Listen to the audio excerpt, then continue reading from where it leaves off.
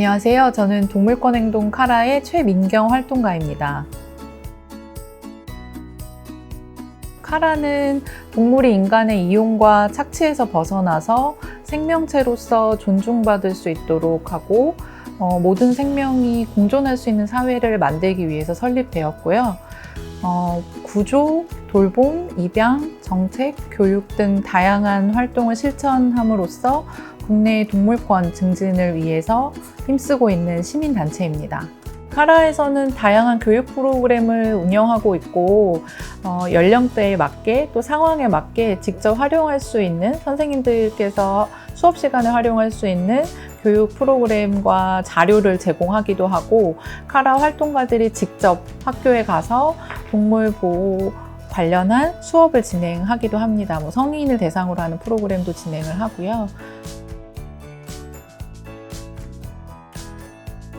동물도 지각 능력과 인지 능력을 가진 생명체로서 고통과 즐거움을 느낄 수 있고 따라서 보호받을 도덕적 권리를 가진다는 것이 동물 권리이고요.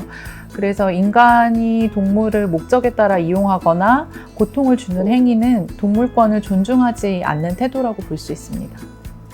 한국의 동물권은 아직 걸음마 단계라고 할 수 있는데요.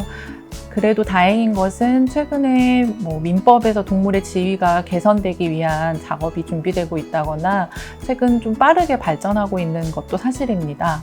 그만큼 앞으로 동물권 활동의 중요성, 필요성이 더 늘어날 것으로 보이고 또 세계적으로 보면 동물권 단체들이 각 파트별로 세분화되고 있거든요. 그래서 해양동물 보호단체, 농장동물 보호단체 이렇게 각 분야별로 세분화되어서 집중적인 활동을 펼치는 세계적 단체들이 많습니다.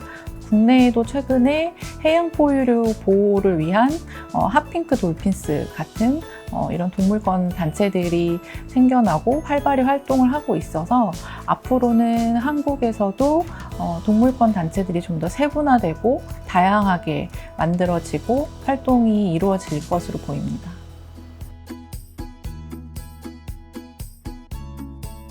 동물보호단체에서 동물권을 위한 활동은 사실 다양한 활동들로 구성이 되는데요.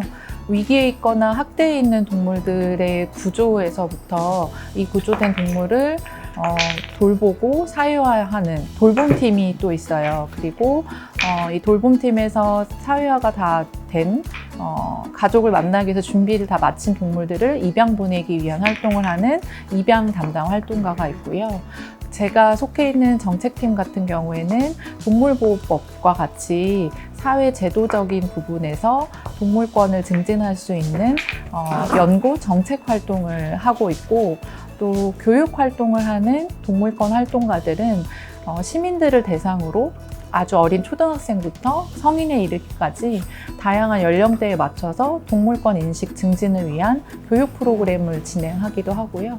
또 교육팀 활동가들은 매년 동물권 인식을 위한 영화제를 또 준비해서 운영을 하기도 하고 여러 가지 문화 캠페인도 하고 있습니다. 일단 동물 학대 사건을 제보받고 그 사건을 대응하는 부분을 제가 맡아서 하고 있는데요.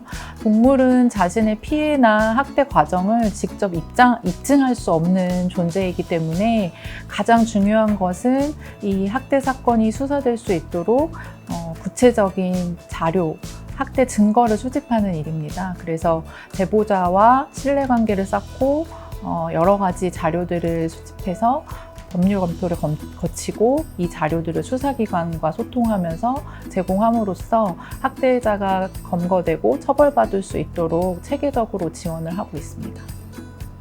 사실은 소나 돼지나 닭과 같은 농장동물도 아까 말씀드린 대로 동물권의 측면에서는 모두가 고통과 즐거움을 느낄 수 있는 생명체로서 존중받아야 하는 대상입니다. 그런데 현대사회에서는 인간의 목적에 따라서 돈벌이 수단으로 농장동물들이 좁은 공간에 갇혀 있거나 어린 나이에 도축되어야 하거나 또 어린 나이에 엄마와 아기가 이제 강제로 분리되어야 하거나 여러 상황들에서 많은 고통을 겪고 있어요. 그래서 동물권 단체들은 이런 농장동물의 권리를 보장하고 또 이 농장동물들이 전염병이 돌게 되면 모든 농장동물을 한 번에 땅에 묻는 이런 거를 살처분이라고 보통 하는데요. 이런 살처분 제도 같은 것도 사실 농장동물에게는 굉장한 비극이거든요. 그래서 이런 것들을 개선하고 농장동물이 조금 더 동물로서 또 생명체로서 존중받을 수 있는 활동들도 함께 하고 있습니다.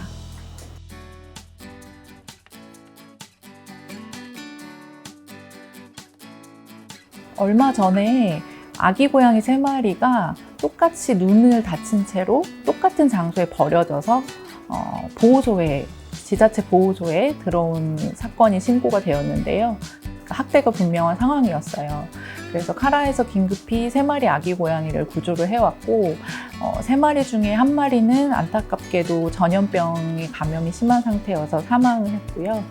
2마리의 고양이는 눈에 후유증이 남아서 장애가 좀 있었지만 그 장애를 다 사랑으로 감싸주실 수 있는 가족분들이 나타나서 2 아기 고양이는 현재 입양을 가서 행복하게 살고 있어요. 그래서 아픈 사건들을 겪은 동물들을 구조했고 또 그 과정에서 또 1마리를 떠나보내야 했지만 또 좋은 가족을 만날 수 있게 돼서 굉장히 보람이 있었던 사건이었습니다.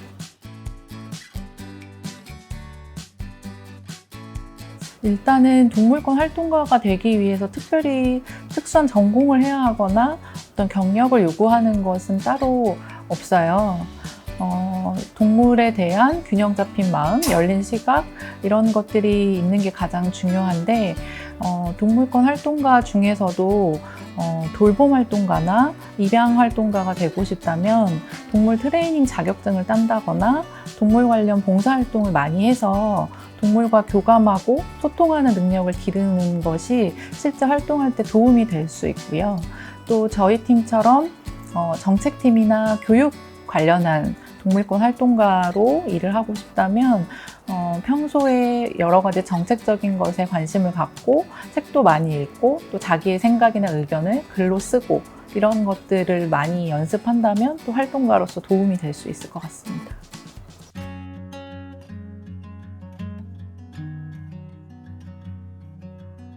만약에 어린이 여러분들께서 동물권 NGO에서 일하고 싶은 마음이 있으시다면 가장 먼저 주위에 평소에 만나는 동물들을 자세히 관찰해 보시는 게 중요할 것 같아요. 그래서 아침에 학교 가는 길에 만난 참새나 비둘기, 또 집에 돌아오는 길에 만난 우리 동네 길고양이들, 자전거를 타고 지나가면서 보았던 옆집 강아지, 다양한 동물들, 또 동물원에서 만나는 동물들도 있을 수 있고요. 그 동물들을 자세히 들여다보고 그 동물이 어떤 감정일지, 어떤 상황에 처해 있는지 이런 것들을 많이 생각해 보고 관찰함으로써 동물에 대한 생명 감수성이 길러지게 되고 동물에 대한 열린 마음, 또 교감하는 능력 이런 것들이 길러질 수 있는데요.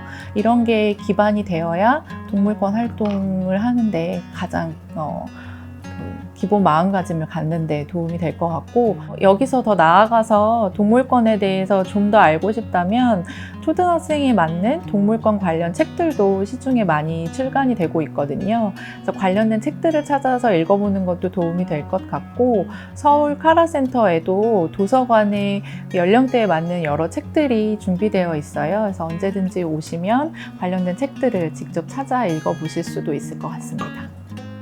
감사합니다.